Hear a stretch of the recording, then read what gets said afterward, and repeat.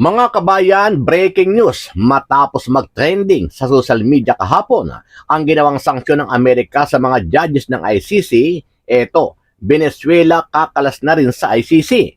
Nagkakaisang inaprubahan ng National Assembly ng Venezuela ang pagbasura sa batas na nagratipika sa Rome Statute, hakbang na magbubukas sa formal na pag-aalis ng bansa sa International Criminal Court o ICC. Ayon kay Assembly President George Rodriguez, kaalyado ni Pangulong Nicolas Maduro, agad na magkakabisa ang desisyon at inaasahang lalagdaan ito ni Maduro upang formal na ipaalam sa ICC ang pag-withdraw ng bansa. Sa sesyon ng Asembleya, iginiit ni Rodriguez na ipinapakita ng hakbang ang umano'y kawalan ng silbi at pagiging sunod-sunuran ng ICC. At inakusahan ang korte ng pagkilos pabor sa North American imperialism. Ang Rome Statute ay isang kasunduan noong 1998 ang nagtatag sa ICC at nag-aata sa mga kasaping estado na makikipagtulungan sa mga investigasyon sa mga international crime.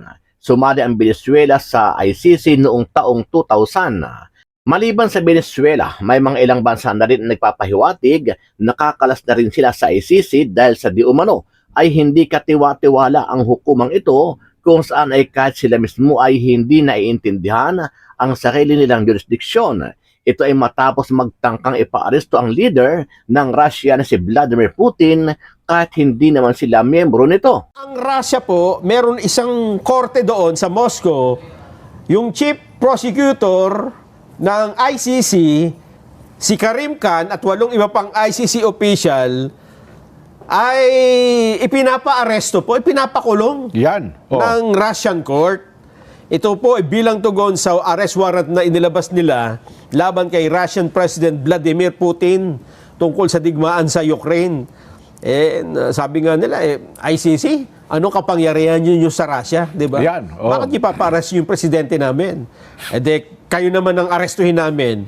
Nagkaroon ng counter na warrant of arrest. Naglabas sila ng bukod na warrant of arrest labas sa mga hukom ng ICC. Ayon sa Moscow City Court, unlawfully prosecuted umano ni Khan ang mga Russian citizen at patently unlawful arrest warrant ang ipinag-uutos na ito ng ICC. Dahil hindi naman miyembro ng ICC ang Russia at wala ni isa man sa mga akusado ang humarap sa korte. Bakit may arrest warrant? Maliban dyan, hindi na rin pinagkakatiwalaan ng iba't ibang bansa ang ICC matapos masangkot sa kaso ang isang ICC prosecutor na si Karim Khan at nahatulan ng halos 15 taong pagkakabilanggo. Dahil sa unti-unti nang kumakalas ang mga bansang miyembro ng ICC, naniniwala ang ilang grupo na tuluyan ng maaabolis ang ICC at pag nagkataon ay magiging hudyat na rin ito ng pagpapauwi sa bansa kay dating Pangulong Duterte na hanggang ngayon ay nananatili pa rin sa kustodiya ng ICC sa Dahig, Netherlands. Mga problemang kinakaharap ngayon ng International Criminal Court, ICC, ang dami nagwi-withdrawng member state. Na, di ba, pinakahuli daw, Venezuela. Pero sa taong ito, alam mo ba kung aling-aling mga bansa na ang nag-withdraw? Bukod dyan sa Venezuela na nitong nakaraang linggo ata ay bumoto, eto, nagbotohan yung mga mambabatas nila at ang boto nila ay kumalas na sa ICC, International Criminal Court. Ganon. Ito pala yung 4 na bansa ito dyan na kumalas. Kung tawagan ni Sahel Black. Ano ang masasabi mo dito, kabayan? Sama-sama natin panoorin ang buong video at pakicomment nyo po ang inyong mga reaksyon at sariling opinion. Yung sa Russia, ito baka akala nyo biro lang. Na ang Russia po, meron isang korte doon sa Moscow, yung chief prosecutor ng ICC, si Karim Khan at 8 iba pang ICC official, ay ipinapa-aresto po, ipinapakulong ng Russian court. Ito po ay bilang tugon sa arrest warrant na inilabas nila laban kay Russian President Vladimir Putin tungkol sa digmaan sa Ukraine. Sabi nga nila, ICC, ano kapangyarihan nyo sa Russia, di ba? Bakit niyo paparas yung presidente namin? Kayo naman ang arestuhin namin. Ayan, no? nagkaroon ng counter na warrant of arrest. Naglabas sila ng bukod na warrant of arrest labas sa mga hukom ng ICC. Ayon sa Moscow City Court, unlawfully prosecuted umano ni Khan ang mga Russian citizen at patently unlawful arrest warrant ang ipinag-uutos na ito ng ICC. Dahil hindi naman miyembro ng ICC ang Russia at wala ni isa man sa mga akusado ang humarap sa korte. Bakit may arrest warrant? Ayun. Oo. Ano kaya epekto doon, no? Ano kaya ang epekto doon sa mga judges? Pag nakita nila. Sabi nga, wala naman kami plano pumunta ng Russia. Hindi bagay yung The Hague ba ay Netherlands? Netherlands, oo. Ano ba ganon layo? Kasi di ba minsan may mga taga-Russia na nagpupuntahan dyan eh. Parang by land lang ata yan eh. Kaya yan. Kaya yan. Lalo na kung nakamotor. Naka-big bikes lang, ano? Pwede. Hindi ba? Siguro ano lang nila din yan. Kung kaya nyo maglabas ng warrant, kaya din namin. Di ba? Sino ba mas makapangyarihan pa ba kayo sa amin? Kayo ba ang sumasakop sa aming bansa? Hindi naman eh. Hindi naman namin kayo kinikilala eh. Yan ang gustong sabihin dito ng Russia, Jen. Ayun. Mukhang nagre-retaliate nga ngayon, Nelson, no? Oo. Kasi meron din silang warrant of arrest kay Benjamin Netanyahu. Oo. Kay Trump ba? Meron na. Wala naman. Ang problema yung pinapalabas na nila ng warrant of arrest, mga hindi naman nila kasapi eh. Yes. Di ba? At hindi lang yun, Jen. Yung mismong si Trump, may babala na rin sa ICC. May babala na rin sa ICC. Ang nung nakaraan, ang ginawa niya, pinatigil niya ata yung mga aid. Kung meron mga foreign aid galing sa Amerika na pinapadala dyan sa ICC na yan. Halimbawa, may isang negosyo na nakita niyang nagpapadala ng tulong sa ICC. Yung negosyo na yun, ang winawarningan niya. wawarningan niya. Huwag na kayo magpadala. At ngayon ay may dagdag pang sanctions na pinaplano si Donald Trump. Ayun. Kung hindi nila ititigil, yung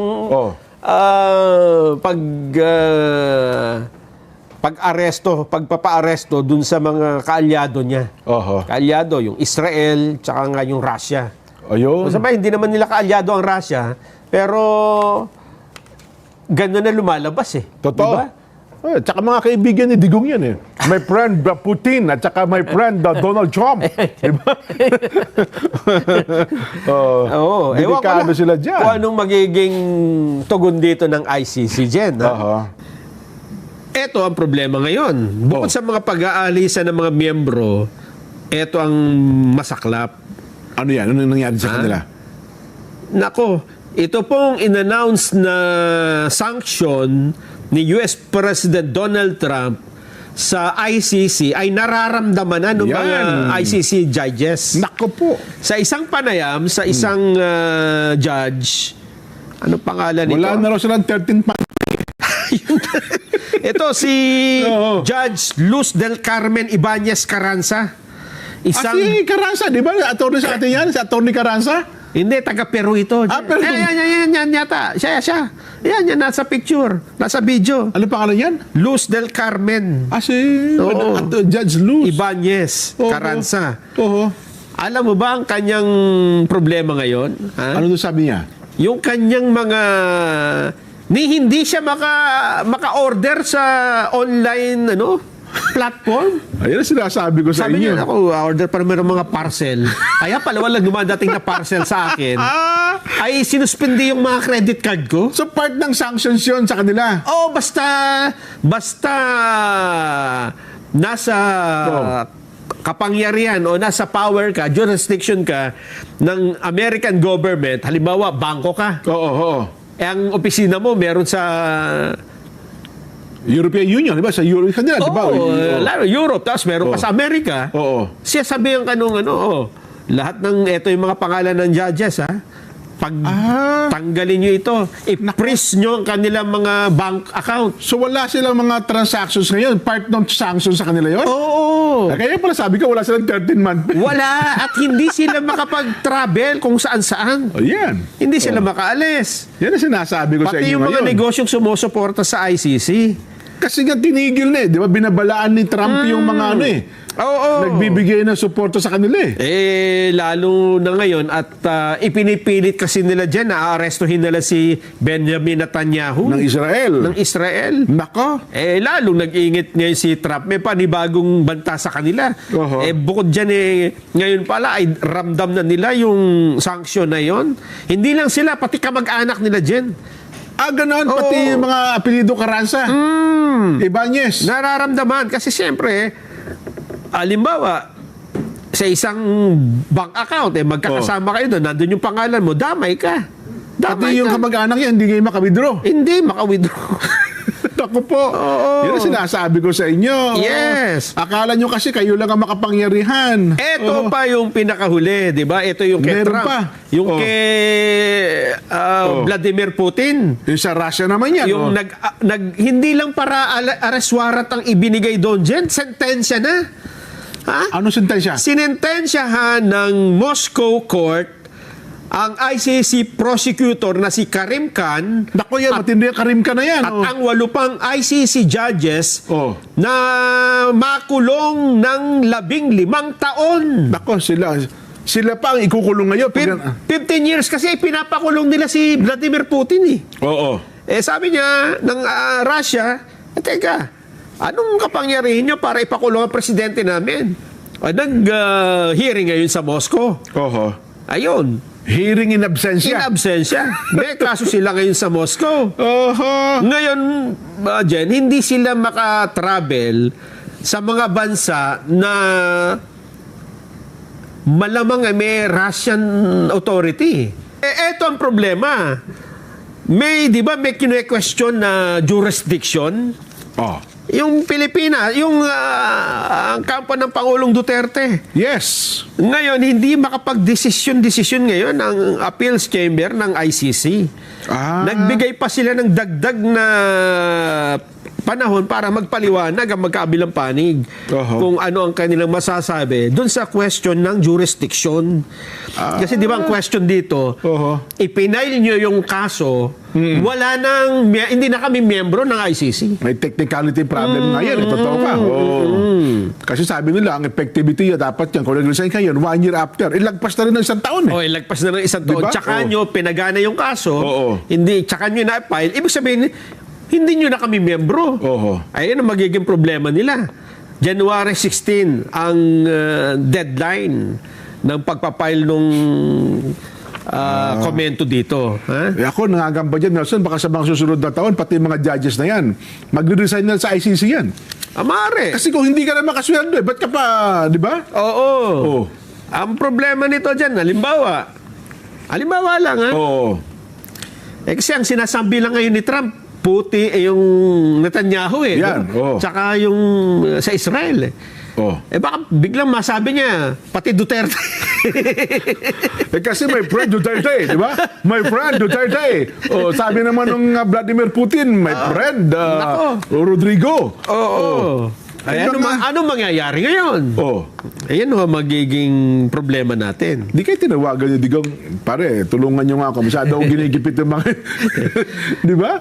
Siguro nga, no? Baka walang telepono lang dun eh. Totoo. Pero baka pagka tumawag si Digong kay Putin, kahit kay Putin lang eh. No? Totoo. Oo. Ang laki ng impluwensya ng mga yan. Lalo kung sabi, kahit mo ng Amerika, di ba? Ang US. Oo. Oo. Halimbawa, i-raid nila yung ICC.